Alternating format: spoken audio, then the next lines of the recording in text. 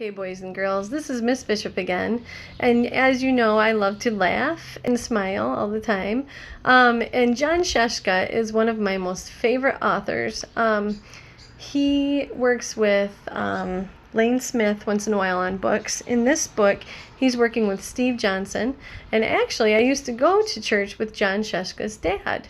And the man was extremely nice, but I love his writing because there are kid books that contain humor. So it shows you that reading doesn't always have to be super serious. It can be fun and make you laugh. This book is called The Frog Prince Continued. I have not read the first one, but this one is very funny. The Frog Prince Continued by John Sheshka, paintings by Steve Johnson. And this says, to Mom and Dad, J.S., and to our grandparents for cookies, tree climbing, dancing, and frog hunts, S.J. and L.F. The princess kissed the frog. He turned into a prince, and they lived happily ever after. Well, let's just say they lived sort of happily for a long time. Okay, so they weren't so happy. In fact, they were miserable. Stop sticking your tongue out like that, nagged the princess. How come you never want to go down to the pond any more? Whined the prince. The prince and the princess were so unhappy they didn't know what to do. Oh no.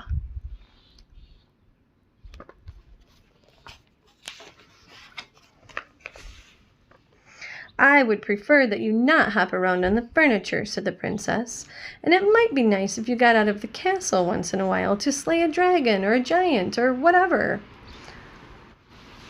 The prince didn't feel like going out and slaying anything. He just felt like running away. But then he reread his book, and it said right there at the end of his story, they lived happily ever after, the end. So he stayed in the castle and drove the princess crazy. Then one day, the princess threw a perfectly awful fit. First, you keep me awake all night with your horrible croaking snore. Now I find a lily pad in your pocket. I can't believe I actually kissed your slimy frog lips. Sometimes I think we would both be better off if you were still a frog, poor guy. That's when the idea hit him. The prince thought, still a frog, yes, that's it! And he ran off into the forest, looking for a witch who could turn him back into a frog. The prince hadn't gone far when he ran just into the person that he was just looking for. Miss Witch, excuse me, Miss Witch, I wonder if you could help me. Say, you're not looking for a princess to kiss you, are you? Asked the witch. Oh, no, I've already been kissed. I'm the frog prince. Actually, I was hoping you could turn me back into a frog. Are you sure you're not looking for a beautiful sleeping princess to kiss and wake up?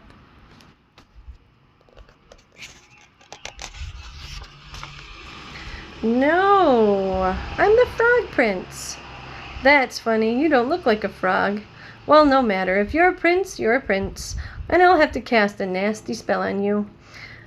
I can't have any princes waking up Sleeping Beauty before 100 years are up.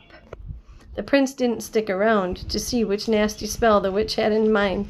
He ran deeper into the forest until he came to a tiny cottage where he saw another lady who might help him. Miss Witch. Oh, and the door says the fairest. That's so cute. Miss Witch, excuse me, Miss Witch. I wonder if you could help me. I'm the prince and... What do you say, prince? Croaked the witch. No, I'm not the prince looking for Sleeping Beauty, but yes, I am a frog prince. I'm looking for a member of your profession who can turn me back into a frog so I can live happily ever after. Frog prince, you say? That's funny. I thought frogs were little green guys with webbed feet. And I can't have any princes rescuing Snow White. Here, eat the rest of this apple. The prince, who knew his fairy tales and knew a poison apple when he saw one, didn't even stay to say no thank you. He turned and ran deeper into the forest. Soon he came to a strange-looking house with a witch outside. I think I need a light.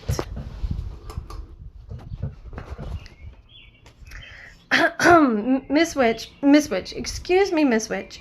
I wonder if you could help me. I'm the frog. If you're a frog, I'm the king of France, said the witch. No, I'm not a frog. I'm the frog prince. But I need a witch to turn me back into a frog so I can live happily ever after. Can you do it? Said the prince in one long breath. The witch eyed the prince and licked her rather plump lips. Why, of course, dearie. Come right in. Maybe I can fit you in for lunch. The prince stopped on the slightly gummy steps. Something about this house seemed very familiar. He broke off a corner of the windowsill and tasted it. Gingerbread. I hope you don't mind me asking, Miss Witch, but do you happen to know any children by the name of Hansel and Gretel? Why, yes, Prince darling. I do. I'm expecting them for dinner. The prince, who, as we said before, knew his fairy tales, ran as fast as he could deeper into the forest. Soon he was completely lost. Look at his eyes. He looks terrified. He saw someone standing next to a tree. The prince walked up to her, hoping she wasn't a witch, for he'd quite had his fill of witches. Madam, I am the Frog Prince. Could you help me? Gosh, do you need it? Said the fairy godmother. You are the worst-looking frog I have ever seen. I'm not a frog, I'm the Frog Prince, said the prince, getting a little annoyed, and I need someone to turn me back into a frog so I can live happily ever after.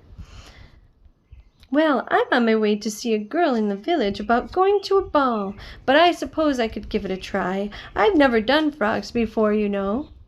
And with that, the fairy godmother waved her magic wand and turned the prince into a beautiful, wait for it, carriage. The prince couldn't believe his rotten luck. And the sun went down. The forest got spookier, and the prince became more and more frightened. Oh, what an idiot I've been. I could have been sitting at home with the princess, this page is so dark, with the princess living happily ever after, but instead I stuck here in the middle of this stupid forest, turned into a stupid carriage. Now I'll probably just rot and fall apart and live unhappily ever after.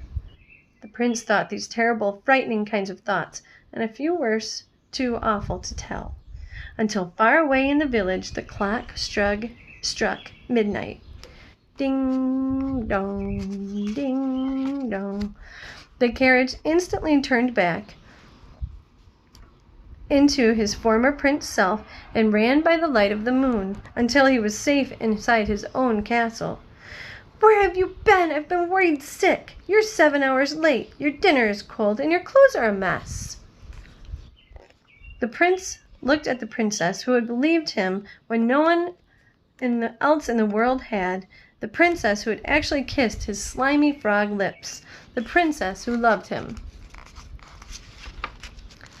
The prince kissed the princess. They both turned into frogs, and they hopped off happily ever after. The end. That is a very cute story. Thank you again, John Shushka, for the laughs. Miss Bishop loves you, kids.